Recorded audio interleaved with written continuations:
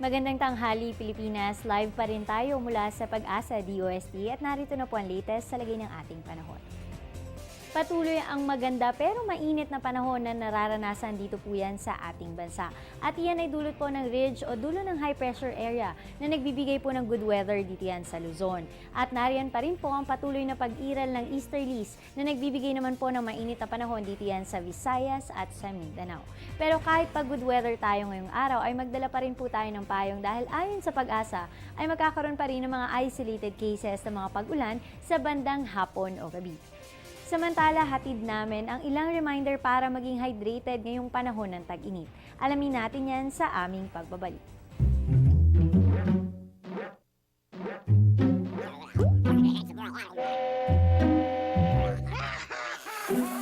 Worried kung nasaan ang package mo? Sa Air 21, worry-free! May real-time SMS updates kaya alam mong status ng padala mo every step of the way. Why worry? Pwede namang worry-free. Sa Air 21, sagot ko, padala mo. Time check po muna tayo, 12:01 ng tanghali, ayon po yan sa Philippine Standard Time. Mga kababayan, ngayong panahon ng tag-init, marami po ang nadidehydrate o kaya ay nahihilo. Kaya naman, hatid po namin ang dagdag kaalaman kung paano nga po maging hydrated ngayong panahon ng tag-init. Una-una sa ating listahan ay ang pag-inom ng 8 hanggang 10 basong tubig kada araw. Kumain din ng mga prutas at gulay na water-rich o maraming katas, kagaya na lamang ng lettuce, pakwan, ubas, broccoli at pipino.